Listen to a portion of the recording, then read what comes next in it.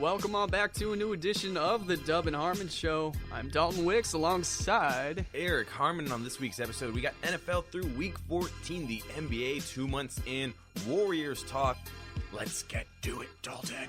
We can focus more on NBA, NHL, and NFL and whatnot this week. Baseball's kind of finally starting to be put away. Still a few free agents left, but we're moving on into that pure football playoffs coming up. NBA right in the middle of the season. Baseball's off-season climax was last week. Yeah, we're in that winter feel now. We're in the post-climax phase of baseball, and we're going to reload and get ready in February. So, I think it's pretty much a sticking point now on the show. We're always going to be kicking off with a little bit of pigskin. Yeah, let's do some football. We're almost there. We're almost to the playoffs. It's a crazy time if you're a fantasy owner as well. Yep. And it's just a crazy time in general, really, because all these teams are just battling for seeding. And that goes to show what I'm thinking about. It's just craziness. It's just craziness everywhere. Fantasy's craziness, matchups against division rivals, getting these head-to-head records figured out. It's just bananas. B-A-N-A-N-A-S. But that's not where we're going to start in the NFL. No, it's not. We're starting with one of the best plays. I just saw this about 5 minutes ago. So, officially, this next week in the NFL season has already kicked off. Yes. And we had the Thursday night football game, which was a really close contest between the Seattle Seahawks and Los Angeles Rams. Spoiler alert, it wasn't. Yeah. The Seahawks just Seahawked all over them. But there was a really funny play that happened. There was a fake punt.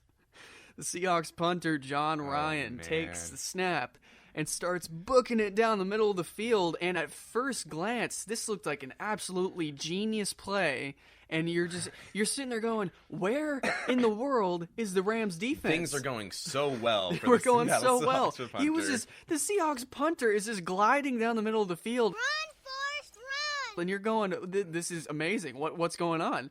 Then he started to bobble the ball. One misplacement of his left hand changed everything. Everything changed. He knocks the ball up into the air with his left hand. He has to reach up and try and catch it. And he got it. He got it. He did do that. We'll give him credit for that. Goes and tries to fall to the ground. But then a Rams player comes in, decks him. It was a headshot. It was a headshot, which is illegal. And straight up just knocked this dude out. But I don't think punters are built to take hits like that. The roller coaster of emotions this punter had to go on. It's like at the beginning of the play, yes, yes, Yes! Yes! Yes! yes, I'm doing it. Mom, look at me. I'm actually running with the ball. To the glee, to the sudden, the fear, the ball falling out. What's going on? And then the unconsciousness. And then black. Everything just fades to darkness. Yeah, that's as roller coaster as they come, literally. So that was. I hope he's all right. I'm assuming he has a concussion, but luckily punters don't get too many of those. So hopefully you won't be seeing anything too bad. Concussions still kind of working their way around the league this year. You saw Luke Kuechly dealing with one, and then you saw in the same game Jared Goff have to go through the concussion protocol, and then John Ryan, this punter, just goes through one. Still quite a few head injuries going on. And injuries altogether. We're reaching the stage of the season where we're going to see just... Because you're seeing a lot of these guys, their bodies are just kind of starting to wear down a little bit. You think about the young players, most of the young players are only used to playing 12 games a season. Right. So as soon as we hit week 13, week 14, week 15, their seasons are extended, and they play in those bowl games. That might be the 13th game. But now they're into the farthest that they've ever played. So a lot of young guys going to be seeing time they haven't played. Veterans, they're the guys who are prepared for this almost, although their bodies are a little more brittle at this point. So I don't know if there's an advantage for anyone really. Yeah. So another interesting topic that I noticed from the past week is the first thing you want to do after you win the Heisman Trophy Award from college football to be talking and taking advice from Johnny Manziel. Enlighten me, Eric. I actually don't know much about this. I saw another Johnny Manziel story where he was talking to Derek Carr. So I don't know. He was talking to the Heisman winner. Yeah, supposedly the two were hanging out, and Manziel was kind of advising him on I don't know, getting prepped for the NFL, that kind of stuff. What? Why is he talking? What? See, I don't even know why. I mean, if the two guys are just friends and they want to hang out, whatever. But if you're seriously trying to tell this dude how he should be handling, he's literally business, the worst person to take advice from. I seriously, literally the worst. I seriously can't think of anybody that's because he's not in the stage of being able to understand what he's done yet. I mean, even who is that bust? Way back in the day, San Diego Chargers, he's a better person to get advice from. What is his name? Ryan Leaf. Even Ryan Leaf is a better guy to get advice from at this point because Ryan Leaf has had enough time in his life to reflect on what he's done. Johnny Manziel is not at that stage yet, and Johnny Manziel is not a guy to trust. Yeah, I am just kind of dumbfounded by the situation, why this would even be a thing that happens. I think it's just a little bit of poor judgment by Jackson, who took home the Heisman. Apparently, one of the things that Manziel told him, and I can believe that this is something that Manziel would say, was to have fun in college. And obviously, Manziel's definition of having fun is a little different than most people. Having fun at all costs. So Lamar Jackson, just a little bit of advice from me to you, and not from Manziel. Just don't talk to Johnny too much. Yeah. Just get prepped for the NFL and locking in that contract and actually doing well. Yeah, and don't listen to him. The guy you want to listen to, who's made the fun and the work out, Gronkowski. Yo soy fiesta. Yeah, Rob Gronkowski. Absolutely. That's the guy you need to talk to. Yeah, if you want to be having smartest. fun and then pull a 180 and throw in that 100% work ethic on top of it, Rob Gronkowski, that's your guy. Yeah, he either has the best people around him to tell him what to do, or he's subtly a genius because he's done it absolutely correct. A+ performance on the field, A+ performance off the field. And so I was talking about that Johnny Manziel thing earlier. Derek Carr reached out to him. They reached out to each other. Derek Carr's going to try and help him get back to the NFL, I guess. The details are scant. Yeah, well, Derek Carr is one of those guys. He's, one of those very religious kind of guys that he's very heartwarming. He's very positive. When you listen to him in his interviews, he's really an uplifting kind of guy. And I feel like he's one of those guys that feels like no one's ever out of chances. Yeah, his quote was, "There's no plan or anything like that. That's just me being me. I'm just trying to help a friend out, to be honest." And that's completely in line with Derek Carr's character. So if he can do something about that, maybe he can turn the Johnny Manziel story around, which would be cool. But like we said, Jackson, don't listen to Manziel yet, all right? Wait till he's been fixed by Derek Carr, if that ever happens. All right, Eric, so why would I be pissed off about this next headline? Well, you're the fan of a team that got hit pretty hard. Let's see, four games for a suspension. Yes, what was that for? Loss of a first-round pick. For the stupid idea of deflating a football, if I remember correctly, right? Yeah, that was never even proven. Yeah. And I won't even go down that foxhole again. But what's this headline? Headline? Deflategate 2.0. Here we are, Eric. Apparently, it was the New York Giants and Pittsburgh Steelers, and the Pittsburgh Steelers were the ones, it was the Steelers who had some underinflated footballs. The NFL's already totally thrown this case out. It's just nothing. They shouldn't even look into it. It's not an issue at all whatsoever. I guarantee you, if the Patriots had something like this happen, okay, 8-game suspension or whole season suspension for Tom Brady. Bill Belichick gets removed as coach from the Patriots. I don't see how this is a story. I'm joking. I just I kind of feel the same way as you.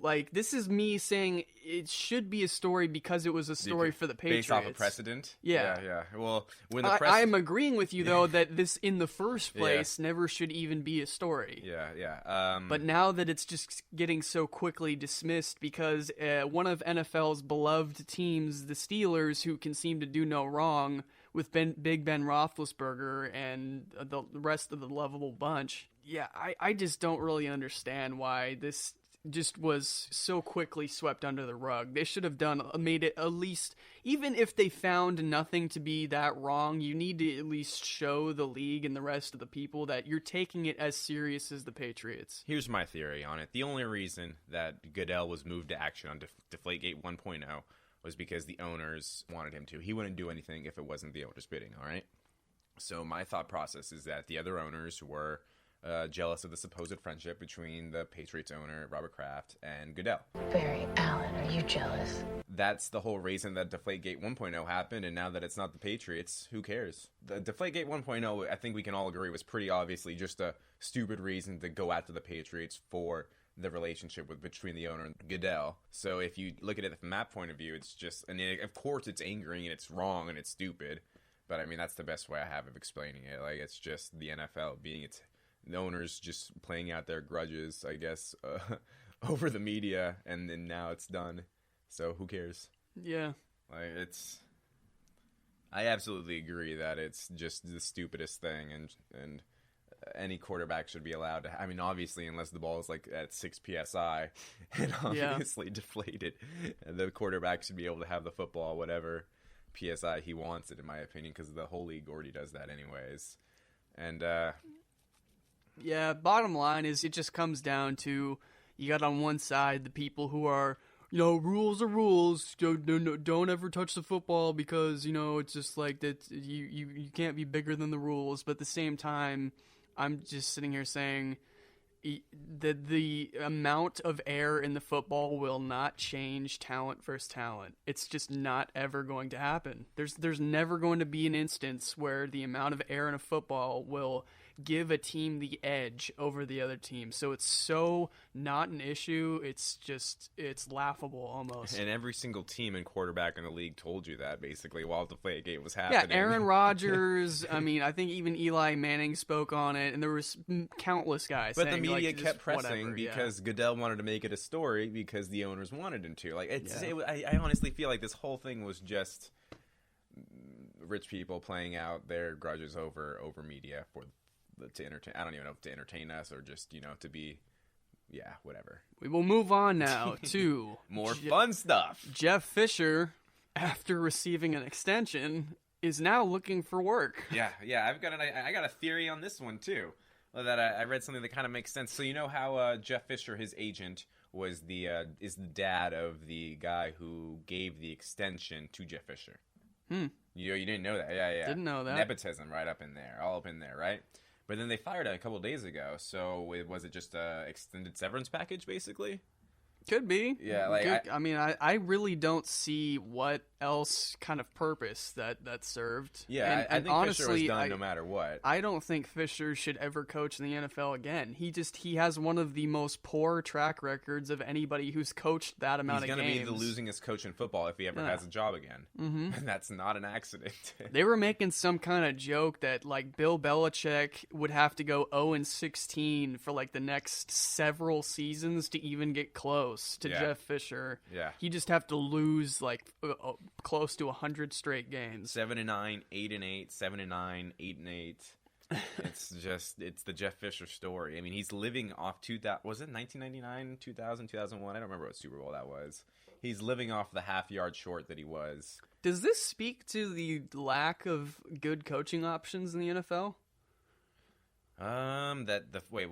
Does his firing speak to that, or the fact that he might get another job? The fact that he even had this job still, like why that he was even still one of the coaches in the NFL, and why Rex Ryan is still one of the coaches in the NFL, and why there just seems to be some very questionable guys who have shown time and time again they can't get it done. Old boys club. Yet they still hang around. Old boys club, because owners are more comfortable putting in a guy who has proven tape behind him no matter what, even if the results are less than desirable, over an unknown commodity. Yeah. And that's what breeds the old boys club, and that's what breeds Jeff Fisher having a job and all the nepotism involved in that. It's kind of, and that's contributing to the downplay of football. I mean, you have these subpar coaches in making subpar game planning, and like we're watching on the field as everyone's throwing the ball 2 yards downfield, and it's so boring. I mean, it's absolutely an issue with football. So, yeah, I like how we connected that to quarterbacks not throwing the ball downfield. Well done.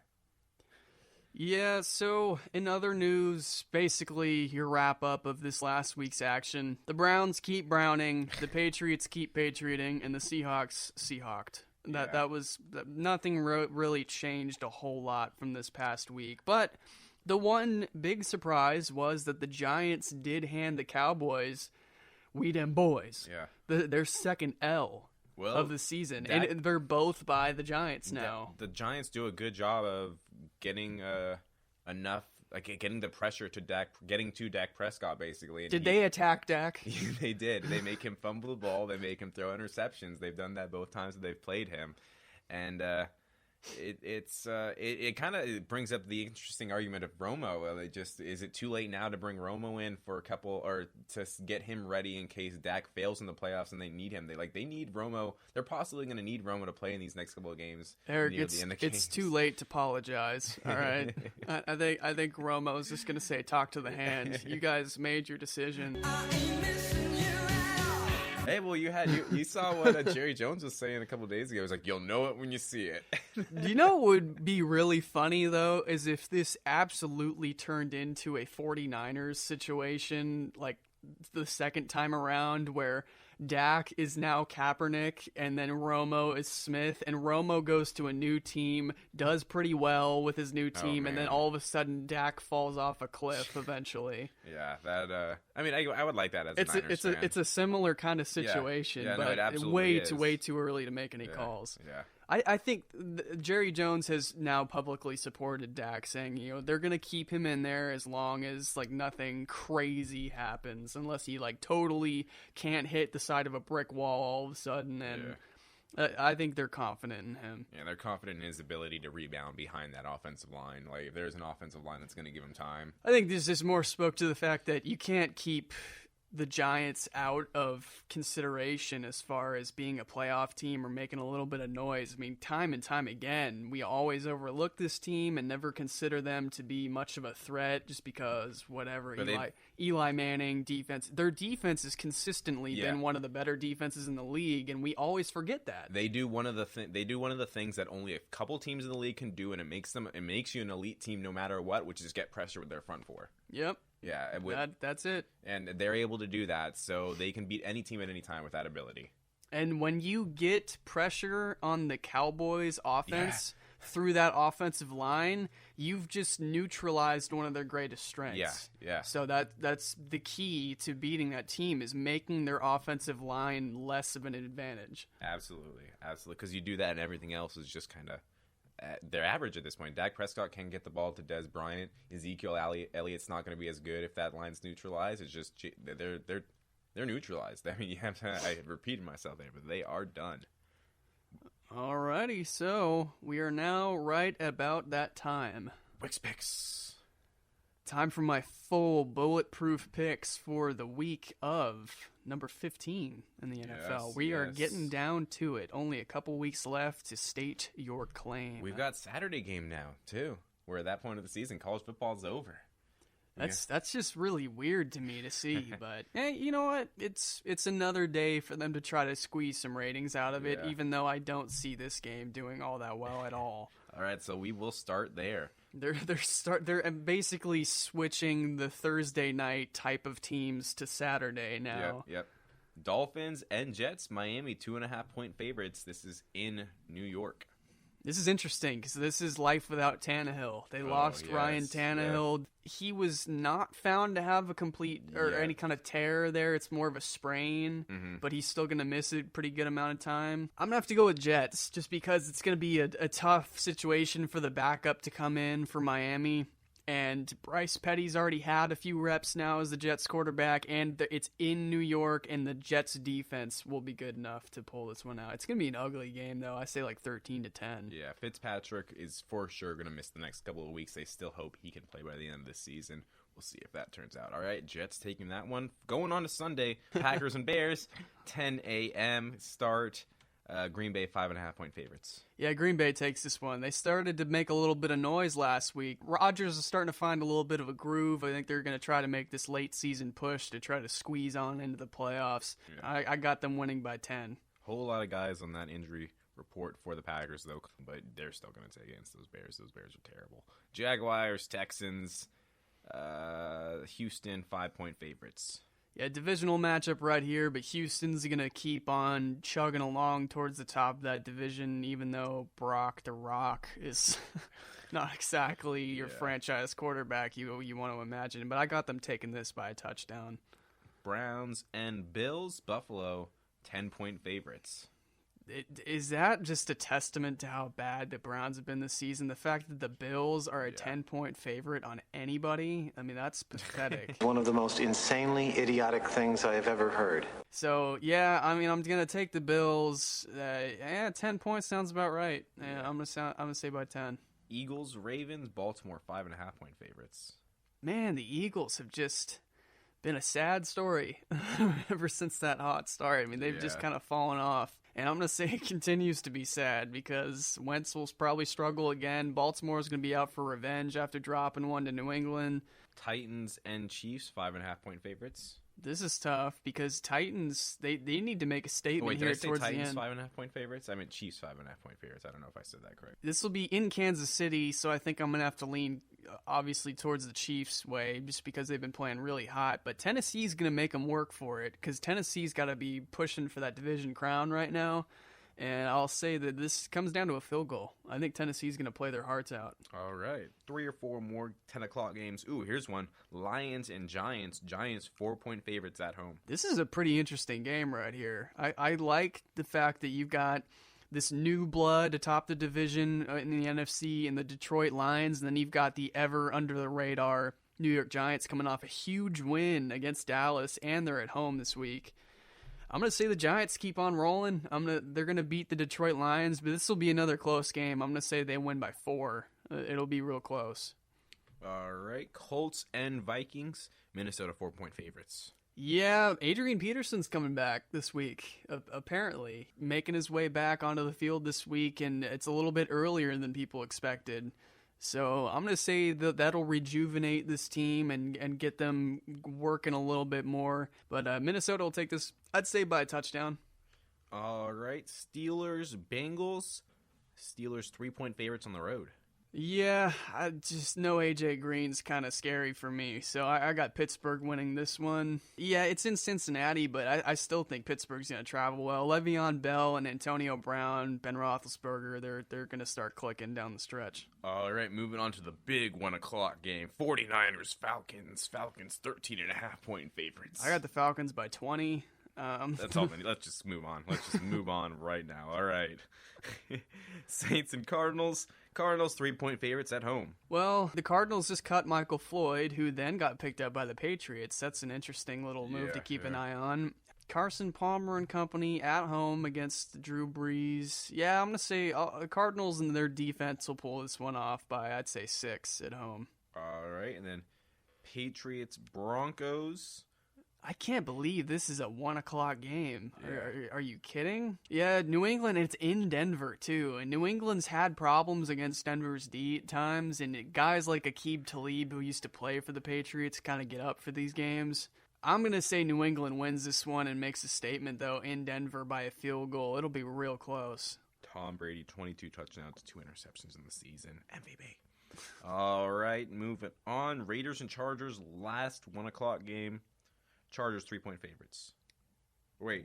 Whoa. Oakland 3-point favorites. My bad. Yeah, I was gonna say. Yeah, Oakland's gonna have to rebound this week. That was a disappointing loss that they took.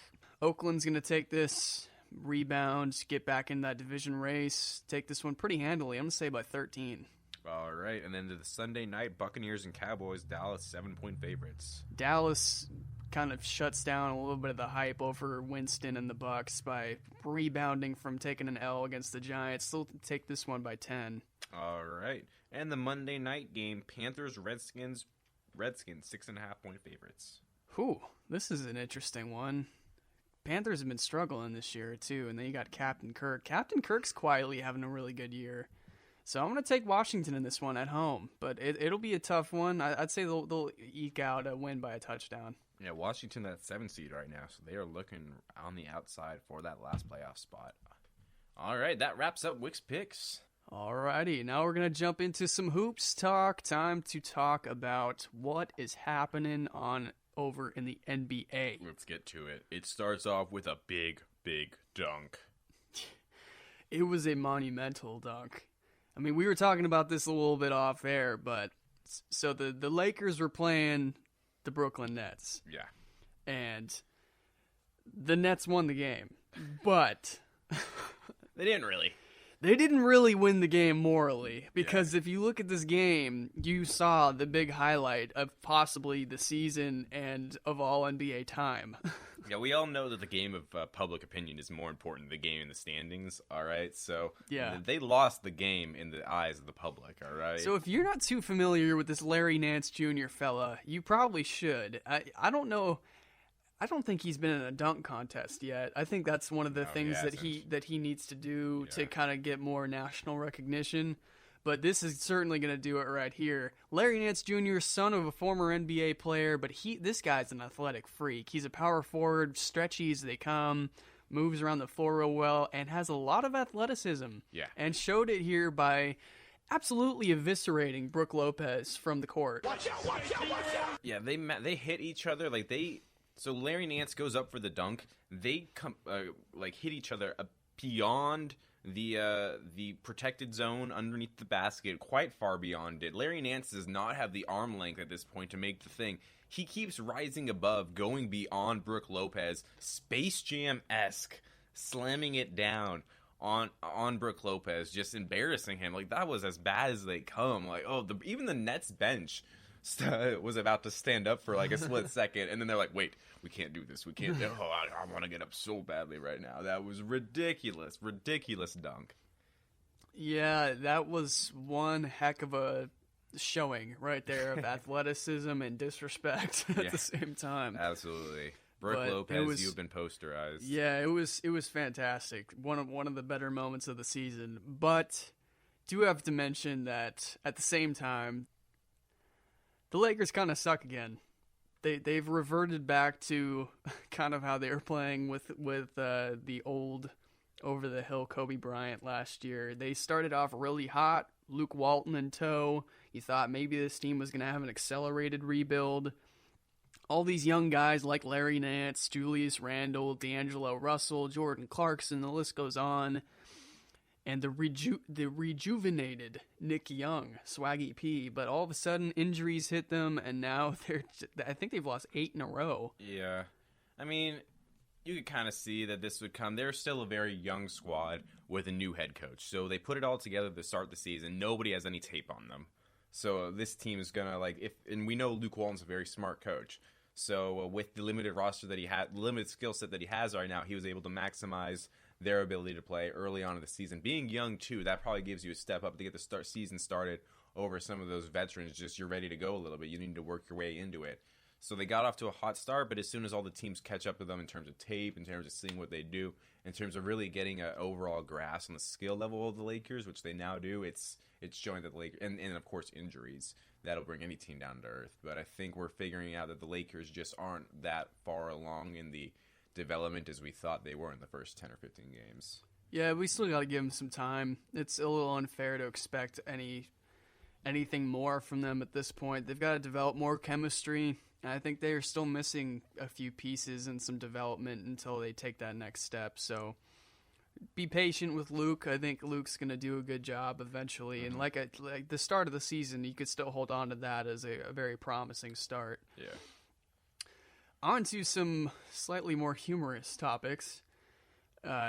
Apparently, Eric, Russell Westbrook, he's starting to get a little annoyed about this triple-double talk, and he does not care about triple-doubles. Reporters keep asking him about it, don't they? Like, oh, man, you already know that Russell Westbrook has a contentious relationship with the media, and you're going to keep bothering him about these triple-doubles. Like, that's going to cause what he did to have happen. Well, my kind of counter to this remark coming from him and why I think he deserves this kind of stuff is one writer totally called him out on him not thinking this way by pointing out to an instance last season where he went to the bench and it was a blowout that they were playing this team, and he was sitting on the bench in the fourth quarter. They were absolutely murdering the other team. He was 2 rebounds short of a triple-double, and with 4 minutes left in the game, he came up to check back in, got his 2 boards, and sat back down. That is why, Russell, you're getting criticized like this, because that's a selfish act. You need to, that's the point where most guys, you saw with Kevin Durant at the beginning of the season with the Warriors, he had that ridiculous streak of 20 or more points, like 60-something games, or maybe even 70, like getting into Jordan territory, and it was a ridiculous streak. He got to 19 points in one game, but then went and sat down and didn't argue with Kerr. It was just time for it to end, and because he didn't need to be on the floor anymore in that game. So, like, that's the kind of humility you want to look for. Granted, Russell Westbrook's like the only real offensive threat or like any kind of all-around threat that the Thunder currently have, but his mentality, I think he's more of a statistics hungry guy rather than like, yeah, at the same time you could want team success too, but for him to deny that he's really searching for those, that's kind of pushing it for me.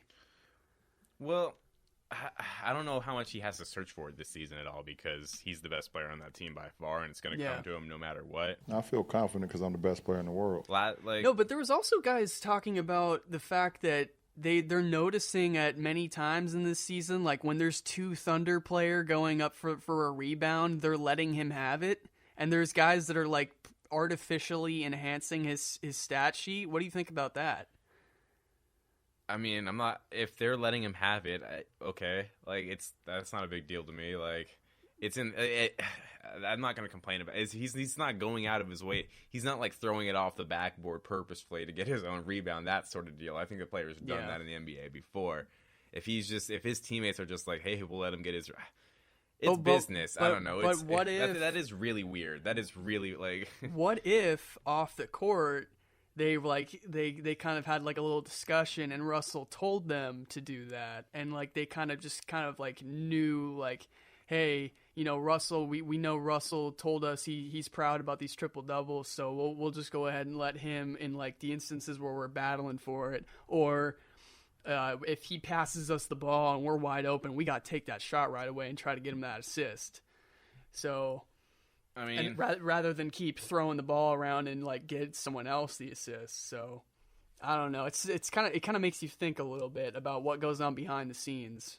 Because I doubt it's just like simple Westbrook just happens to get triple doubles all the time. I think there's a little bit that goes on to kind of make it so that happens. But again, like you said, he is by far like the most talented guy on that roster. I see the rest of that roster, and I'm just like, well, who else do you expect to be playing, like shooting in the fourth quarter and doing it? Like, the way he plays at a level, like, he's one of the most athletic guards, so yeah, he's going to go up and get rebounds. His assists are at a very high level. I mean, it's hard for me to call it out in there in that system to say that he's not, I mean, that he's, because I haven't seen it, so it's hard for me to say that he's artificially trying to boost his stats or anything to that effect, but I don't know. I'm not going to make that leap just based off of the fact that last year he did go in and do that once, but that is pretty, I don't know. It's Russell Westbrook, you are mystifying. You're really confusing. Just keep being entertaining, please. Yeah, and now we want to move on to a team that I feel deserves a little more credit and a little more attention than it normally gets, because this is kind of like the NBA version, I believe, of the New York Giants. The Memphis Grizzlies. This team loses Mike Conley to a pretty significant vertebrae injury, which, by the way, he's actually close to playing in a game. I think he might be playing either today or tomorrow, 2 weeks after he was diagnosed with that injury, and he was supposed to be out for at least 6. So that's nuts. That guy's a baller. And we'll see if that's him being smart or too stupid being rushed back. Like, we'll see what happens there. But the Memphis Grizzlies, Marc Gasol is playing out of his mind right now. The rest of this team, Zebo coming off the bench and accepting that bench role, becoming an Andre Iguodala type guy from the Memphis Grizzlies and showing that professionalism and getting 8 rebounds a game off the bench and putting in a ton of scoring as well. I mean, this team is clicking right now. I like it. Yeah, they seem to have gotten past the problem last year. I mean, they got hurt. That took them out so badly. They were good. They were quite a good team before that, too. So it seems like they have, for the most part, picked up from that last year and excelled in a couple issues that hindered them from the last season, too. So who's their head coach over in... First-year coach David Fizdale. I know, and he's actually up for... I think he's got consideration for Coach of the Year. Denver Nuggets fans are really on his Kool-Aid right now, so he's doing a good job for the squad. So Why did I say Denver Nuggets? I'm really out of this conversation. Memphis fans. Sorry, I'm really out of this conversation. Yeah, so Memphis fans, you have a good situation going. Just you got to keep your guys healthy, unlike last year, and you guys will keep. I don't know what it is. Like you said, it is just ridiculous that they keep winning games, and they did it against the Warriors. I don't know. It's just See, they just went 7-2 in 9 games since Conley went down, and they didn't have Chandler Parsons at all. They didn't have their starting point guard, who's like the heart and soul of this team. That is correct. And they didn't have their starting small forward, max contract Chandler Parsons, and they went 7-2. Like, that's nuts. Like, it absolutely defies anything that I have seen in the NBA. I mean, they're losing their best players. I guess, Marc Gasol just is caring. He really is. And I think all of these other glue guys and rotation pieces are just playing out of their minds while these guys make their way back. So shout out to Fizdale, his coaching staff, and the rest of that team for just really kicking in full gear right now. Good job. Yeah. So now I want to get into a bit of an interesting debate that's starting to become more and more prevalent in the NBA as we move on down the schedule. And I have one particular story that I saw online that many people may have seen regarding LeBron James and a certain fan. But the epidemic of resting players is starting to become more and more of an issue. Well, I don't know if some people see it as an issue or some people just see it for what it is and just resting players in a long season. But one instance in particular, and this is like the big worry, is you've got these people paying tons of money at certain arenas to see these big-time players coming in. And there was this one particular instance where we saw this guy, and he estimated his travel costs are around $800 to come see LeBron James at an arena, and then LeBron didn't even travel. It was at Memphis, actually. Yeah. It was one of the Memphis games. So what do you feel about that kind of situation? It's tough because I do always support the players, so I'm just like, if they need the rest, they need the rest. But I know that as a consumer, like that really how sucks. much of a letdown is that? That really sucks. It's because like, that's a lot of some of these guys probably aren't even making that much money, and they decide, you know what? Maybe it's like one of the few games they'll ever go to, and they say, before I die, like just once in my life, I want to go see LeBron James play. Yeah. Like that's just going to be a really cool experience. And maybe they decide, you know what? I'm going to go all in for these tickets. I'm going to like get some tickets that aren't quite courtside, but they're pretty close. I just want to see this magnificent human being play basketball. I want to see this athleticism up close in my face. I know, yeah, exactly. Like I know personally for me, when I went to Sharks games, my favorite player was Yevgeny Nabokov, goaltender. When he wasn't starting, I would be furious. Furious. And I went to several Sharks games per year. So it wasn't like I wasn't seeing him several times already. Like so imagine that multiplied. You travel $800 worth of travel expenses to go see LeBron, and he just doesn't show up. Oh man, I can feel for that guy so much. Yeah. But still, you looking at it from the business side, you got to let these guys rest when they need to rest and stay healthy when they need to stay healthy. It's overall better for the sport. I don't think 3 or 4 months from now, we're still going to be talking about LeBron missing that game. But if 3 or 4 months from now, LeBron, if he had an injury tweak or something like that, or got hurt or something like that, or just if there's a better long-term reward, I think, to sitting him, that's worth it over sadly. So the counter side to this argument that a lot of the more traditional NBA fans, like old school even NBA fans, are saying, they've got 2 reasons why they think this is totally BS and these guys shouldn't be sitting. Well, actually 3 reasons. The first is they're getting paid a ton of money, like tons and tons of money, like especially the bigger guys like LeBron James, because those are the kind of guys we're talking about. We're not talking about like mid-level guys or rookies. We're talking about the guys getting paid tons and tons of money, like $25 million contracts. Second of all, they make the or not excuse, but just pure fact that freak injuries can happen whenever, and it doesn't matter how many times you've played. Like, you look at one of the absolutely horrifying injuries that Paul George suffered when his leg snapped.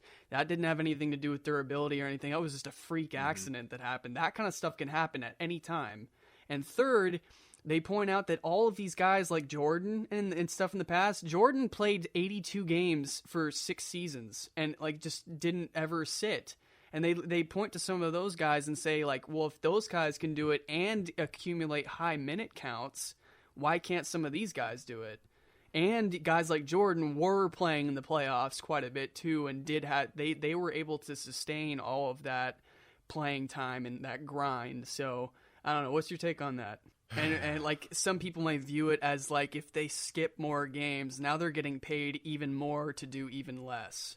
This comes back to an issue where if a player is skipping a game and they need the rest in, like, say it's the 4th game in 6 nights or 7 nights. But how do you define that they need the rest? Yeah, you can't. Well, there's trainers who are able. There's biometrics at this point. It's not like there's a science.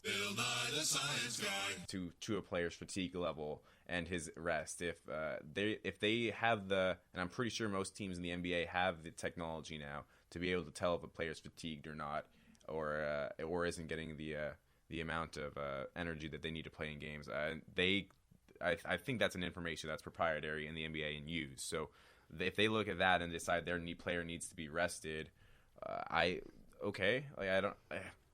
guess a lot of these arguments are that the consumer just really doesn't want to see it, because it is like, it's not as fun when you don't go out there and you see it. And I don't know, LeBron's played a whole bunch of games in his career. To say it like he's been one of the Iron Men in the NBA. It's not like he's a guy who's missed a lot of games. So to say Jordan's played 82, like 6 seasons straight, yes, he did do that. But LeBron's played a lot of seasons too. He's getting later in his years. That's true.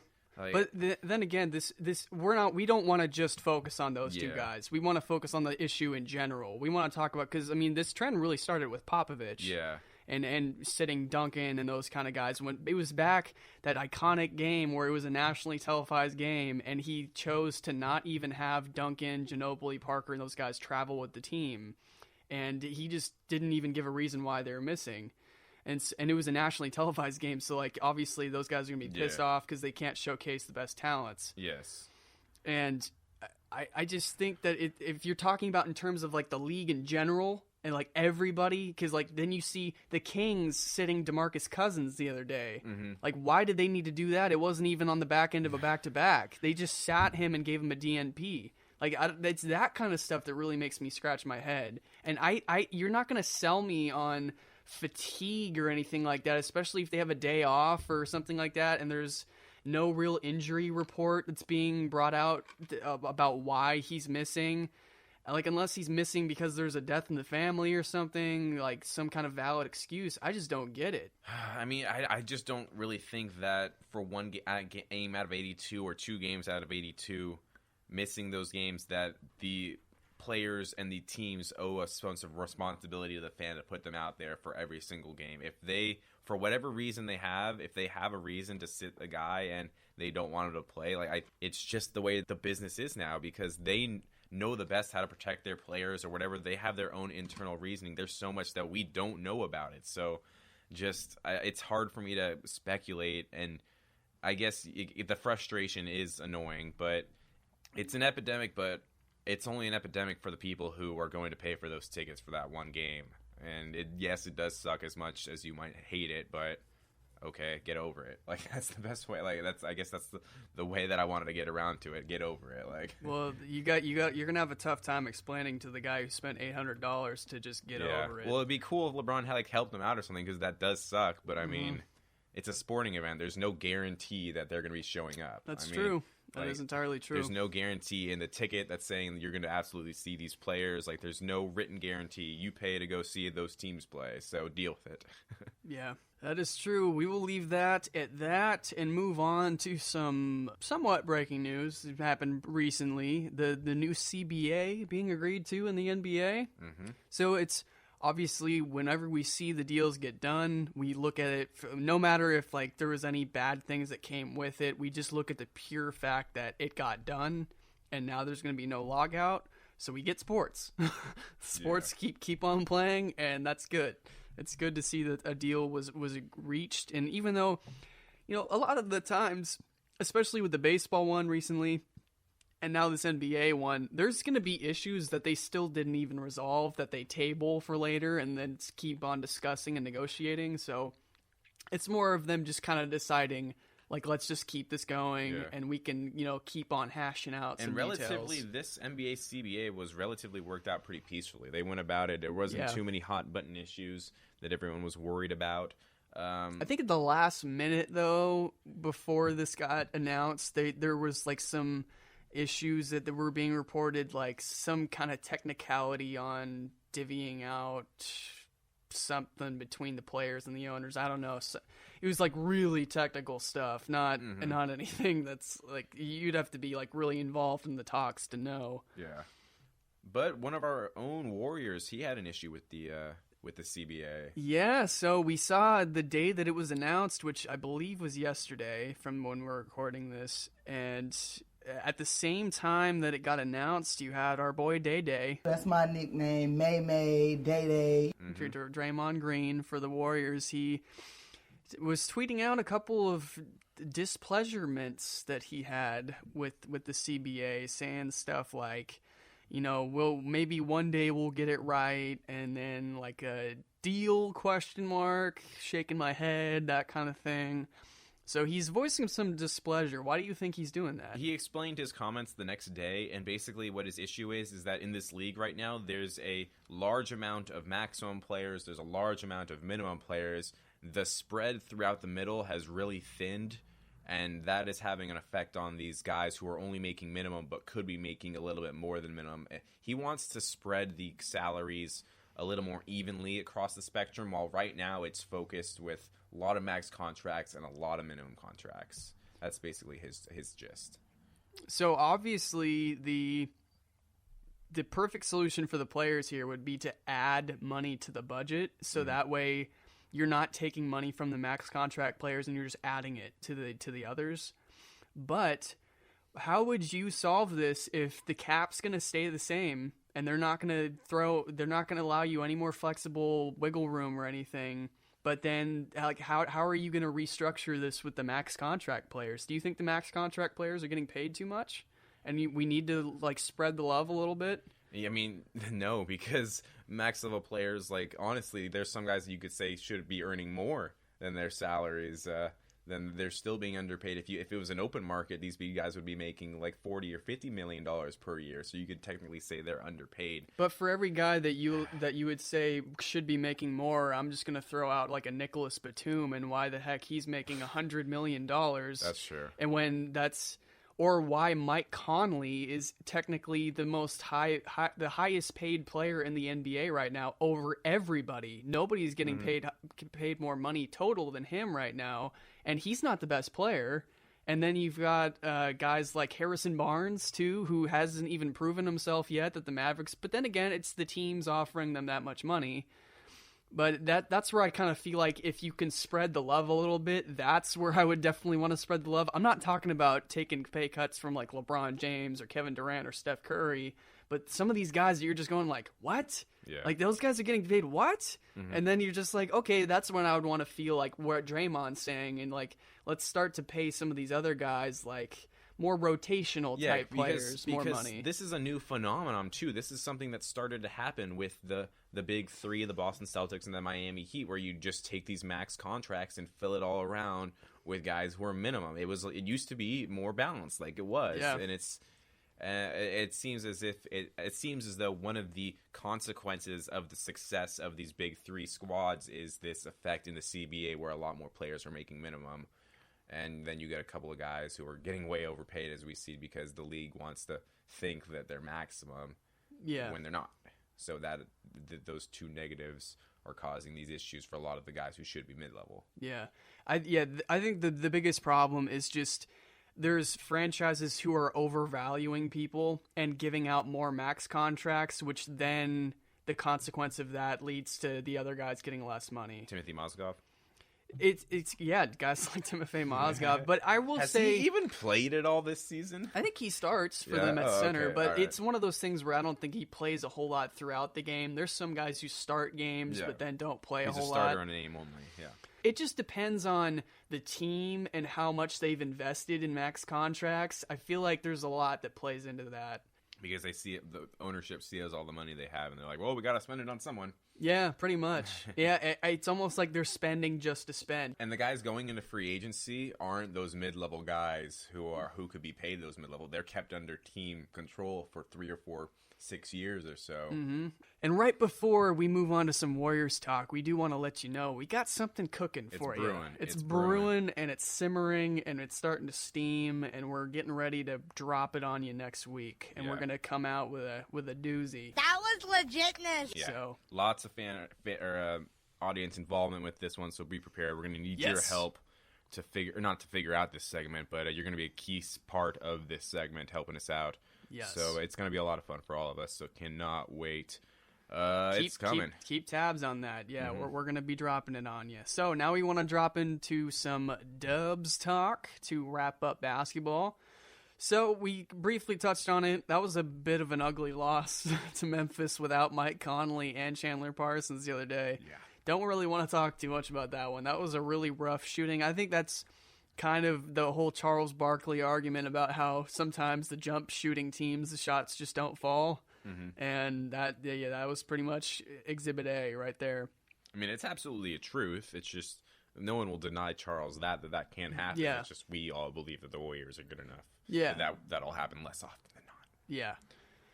Another thing is I saw on Bleacher Report when they were starting to do some of their like not quite mid-season yet, but starting to predict some awards and like who's the front runner for some awards now.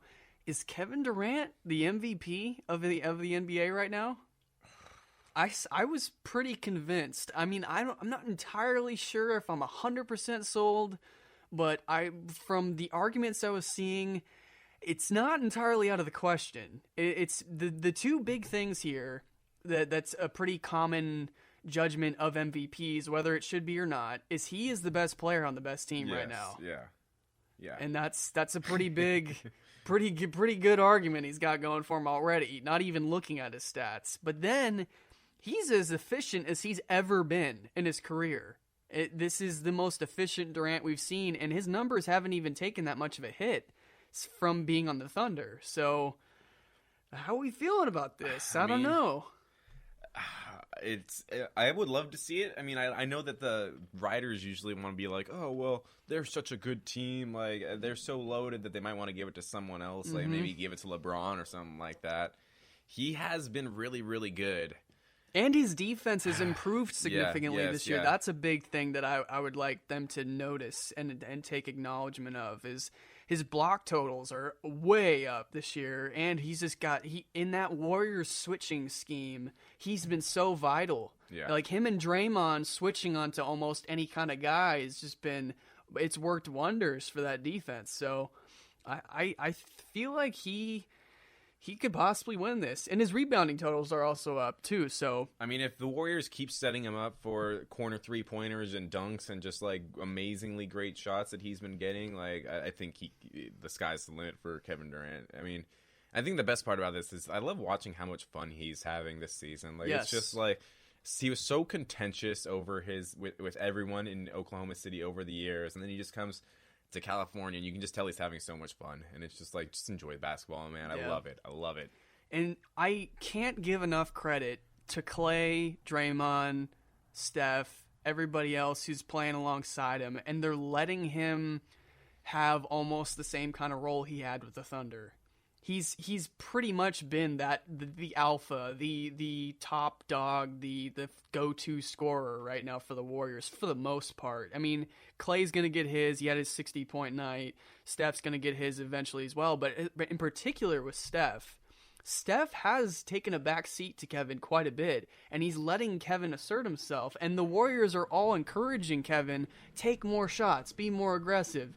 They don't want to get too much in his way, so that's so big of them to let him come in and then just say, hey, play your game, man. We all want to work with you. Because all the other guys, they really do know how to work with each other. Yeah. Like, they're already in that set place where they're ready to go. So introducing him and getting him so involved early on, just really being so accepting of it hyper, I don't know what the term is, but it really does quicken that process of putting the team together and making sure they're all gelled when it comes time to really matters in the playoffs. I agree. I definitely agree with you there. So, I'm going to say at this moment right now, yeah, Kevin Durant is the MVP. All right. I'm sold. I don't see why not. I mean, yeah, you could say Russell Westbrook, James Harden, those guys, and LeBron James, they're having really good seasons, but at the end of the day, there's only one award, and you can't deny that it's that one stickler. If the Warriors have the best record, I think that's a big reason to give it to Kevin Durant, is you give it to the team with the best record, the best player. So You the real MVP. all right, last few quick notes we want to touch on. So first, Zaza's been out for quite a few games. Don't really know when his timetable is, when he's coming back. He's had a wrist contusion, that's what they're saying. He's missed a little bit of time. But JaVale McGee doing a pretty good job filling in for him. He had a pretty good night the other night against the Knicks. And one thing I've learned, Varejao sucks. He absolutely sucks. There's no real way of sugarcoating that. Yeah, there's nothing else really needs to be said either. Like, it's been obvious since last season, at the end of last season, we were saying at the beginning of this season. They tried starting him the other day, and he's just not good anymore. He's not that effective. They also gave a start to Kevon Looney. No, and McGee. McGee got a start, I think, in the last game. So they're really testing everything out to see what sticks. Yeah, I like McGee's been a diamond in the rough, man. He's been a great addition, loving that. And the last guy I want to give a little bit of credit to this year, Ian Clark. He's been really grinding it this year. So his numbers aren't going to leap out at you, but Ian Clark has been getting it done. He's just under 7 points per game this year, but he's hitting his shots at a pretty efficient clip. He's just under half of his shots have fallen for the season at 496, and he's averaging about 5 of them per game, and he's contributing a pretty solid 14 minutes of action to spell Clay, spell Curry, that kind of thing. So it's kind of like an Andre Iguodala type effect, where he's not going to really wow you with any statistics, but I'm impressed. His improvement shooting the ball the last 2 years under the Warriors. I mean, you looked at his effective field goal rating. It's 40%, 40%, 40%, 40%. First year with the Golden State Warriors jumps up to 51%, and then the second year at the Golden State Warriors, now effective shooting percentage of 59%. I mean, he is killing it on the bench. A great improvement, and you gotta love seeing that from the little man. I don't want to say him little, but you know. Well, he is a little bit undersized. That was my big fear with him all of a sudden, is because he was more of a shooting guard and off guard, and if he was a point guard, it would be fine, but there could be guys that could just body him up and be taller than him, but he's held his own. He's done a pretty good job. You know Curry's going to be smart matching his guys up, so he's protecting Clark when he has to. And then finally, got to look at the upcoming schedule. So we've got Portland and Utah at home the next couple games, and then we're going to go hit the road to take on the Brooklyn Nets and the Detroit Pistons. Not a terrifyingly tough schedule. I mean, Portland's been struggling this year, but Lillard's starting to heat up a little bit again. Utah, that's going to be a pretty good game. I mean, if they get especially healthy there. Brooke Lopez still stuck in the poster that Larry Nance Jr. made of him. Yeah, so Brooklyn, I think that'll be pretty easy. And then Detroit Pistons, I don't think they've had the most fantastic season this year, but they do have Reggie Jackson back now. Yeah, and Stan Van Gundy always has a few tricks up his sleeve. We'll see how that works out. We got this water heater in the background doing some great work as well. Yeah, in case you haven't, I don't think that you're going to be hearing it too much, but it's pretty loud for us. Yeah, it's nothing too bad, but yeah. All right, that's just going to about do it for today's episode. Starting to trim these down a little bit, getting that 1 hour mark. Yeah. Get it around there. We talk a lot. Yeah. Social media. Yes. We will get more hockey talk back at you next week when we got a little more time, and we're going to start to fill out a little bit more. Just a little bit of some stuff going on. But, yes, social media. We just finished up finals this week, so cut us a little slack, people. Yeah. It's been very hectic for us the past 7 days. Yeah, I definitely was a little stressed. Yeah. Social media. I'm still on Twitter at Dalton Wicks. Just my name on Facebook. I'm at eHarmony24. Loving that name. I don't care about the other social media. Yeah, hit us up. Let's be friends. Be ready for the Facebook page coming out in the next week. We're going to be having updates on the new basketball segment we're putting out. Yes, if you haven't liked our Facebook page, go do that right now before you do anything else. Get updates on that, and then go ahead and sub to us on iTunes and YouTube. That's how you're going to listen to our shows. Heck yes, N Harmon Show. Let's do it. Whether you're having a good day, having a good night, good weekend, good week, I hope you're enjoying it. You stay classy.